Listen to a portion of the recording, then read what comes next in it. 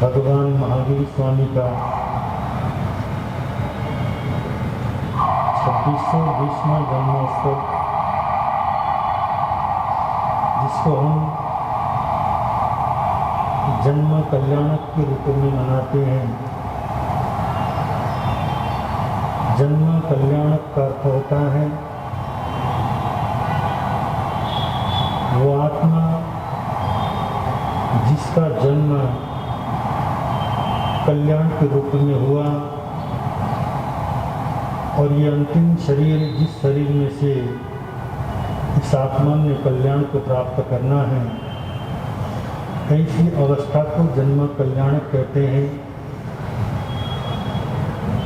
तो जैन महिला मंडल के तत्वाधान में आज हम लोग पाखंड की इस महानगरी पर भगवान महावीर का ये जन्म कल्याण बड़े हर्षोल्लास के साथ मना रहे हैं। भगवान का जन्म कहाँ हुआ, उनके माता पिता का क्या नाम था, ये सारी बातें हम जानते हैं, सुनते हैं।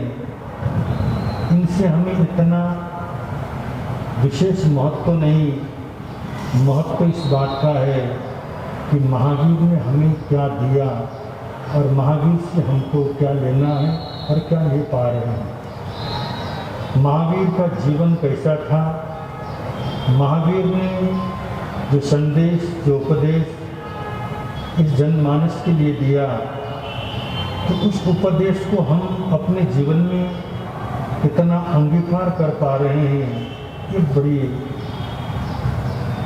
बड़ा मूल्य रखता है। तो प्रभु महावीर जिनका जन्म तो राज महल में हुआ, राजकुमार के रूप में हुआ, राजकुमार के सुख वैभव को उन्होंने भोगा और राजकुमार के वैभव को भोगने के बाद संसार के सभी सुख उनको आत्मिक सुख न दे सके। उनको इस बात का बोध हुआ, ज्ञान हुआ कि मुझे तो वो सुख की आवश्यकता है, उस सुख की खोज है जिस सुख को एक बार प्राप्त करने के बाद फिर वो सुख दुख में परिणत नहीं होता। क्योंकि सांसारिक सुख उद्गल का सुख नहीं, सुखाभास है। आत्मा का जो सुख होता है, जिस आत्मा को एक बार प्राप्त होता है फिर वो जीवन पर्यंत रहता है। संसार की धन दौलत, पद पैसा और प्रतिष्ठा मुझे सुखाभास तो दे सकते हैं, परंतु वास्तविक सुख नहीं दे सकते। ये जानने के बाद श्रवण भगवान महावीर ने 30 वर्ष की उम्र में दीक्षा अंगीकार की। 30 वर्ष की उम्र में दीक्षा अंगीकार करने के बाद, क्योंकि तीर्थंकर जो आत्माएं होती हैं जन्म से 3 ज्ञान उनके पास होते हैं, और जब दीक्षा लेते हैं उसके बाद चतुर्थ ज्ञान मन प्रयोग ज्ञान उनको प्राप्त होता है। और दीक्षा के साथ ही जब उनको चतुर्थ ज्ञान मन प्रयोग ज्ञान प्राप्त हुआ और मन प्रयोग ज्ञान के साथ ही उन्होंने मौन धारण कर ली। उनको लगा कि संसार में जब तक छद्मस्त अवस्था में हैं, यानी कि सर्वज्ञ जब तक नहीं होते, तब तक हमारी वाणी से हमारे व्यवहार से असत्य प्रकट हो सकता है।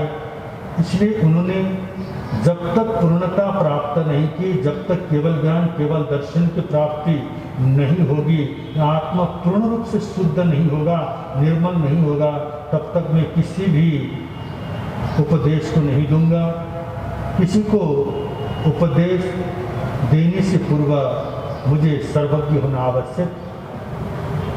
तो उन्होंने कठोर साधना की और उस कठोर साधना में हम सब लोगों को पता है बहुत परिश्रम करना पड़ा, पुरुषार्थ करना पड़ा, दैवी आपदाओं को भी उन्होंने झेला और संगम जैसे देव ने उनको 6-6 महीने तक कष्ट दिया, फिर भी उनकी आत्मा मजबूत थी, क्योंकि उनको जिस लक्ष्य को प्राप्त करने के लिए उन्होंने एक दृढ़ संकल्प किया था, उस दृढ़ संकल्प को पाने के लिए भगवान ने अपनी आत्मा को इतना मजबूत बनाया था।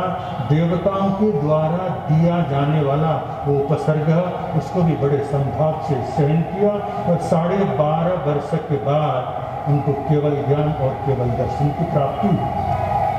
केवल ज्ञान और केवल दर्शन प्राप्त करने के बाद, सर्वज्ञ बनने के बाद, प्रभु ने एक तीर्थ स्थापना की। तीर्थंकर वही होता है जो तीर्थ की स्थापना करता है। साधु, साध्वी, श्रावक और श्राविकाएं, और ये 4 जो तीर्थ हैं उसकी स्थापना की।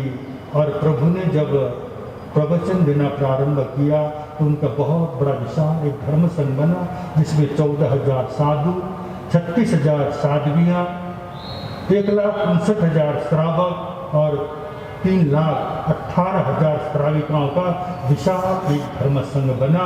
और उस धर्म संघ के माध्यम से प्रभु ने एक बहुत बड़ा तीर्थ समाज को दिया। और भगवान महावीर ने उसके बाद जिस तरह का जीवन जिया, उस जीवन को जीने की जो हमें कला दी, और उस जीवन जीने की कला प्राप्त करने के बाद आज हम भी भगवान महावीर की तरह उस मुक्ति को पा सकते हैं। या भगवान ने तो कहा है, इंसान तेरे में भी वो शक्ति है, वो ताकत है, जिस तरह से मैं परमात्मा बना, मैं इंसान से ईश्वर बना, वैसा तुम भी इंसान से ईश्वर बन सकते हो। इतनी बड़ी मनुष्य को स्वतंत्रता शायद ही अन्यत्र कहीं हमें देखने को मिले।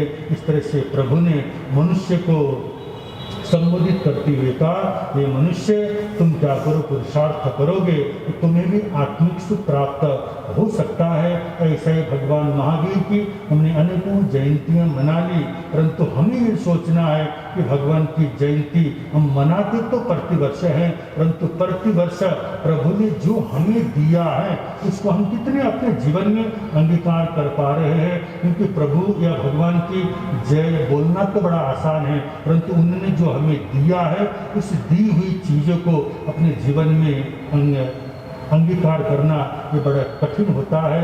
इसलिए आज महावीर जयंती के शुभ अवसर पर सुंदर आयोजन जैन महिला मंडल की ओर से किया गया।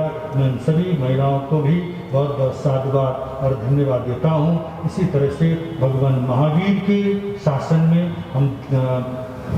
हमने जन्म लिया है, हमारा कर्तव्य बनता है हम प्रभु महावीर को समझें और उनके बतलाए हुए मार्ग पर चलने का प्रयत्न करेंगे, तभी जाकर के हमारी आत्मा का कल्याण होगा। ओम अरहम। यस भिडियोलाई लाइक, कमेन्ट र शेयर गर्न नबिर्सिनुहोला।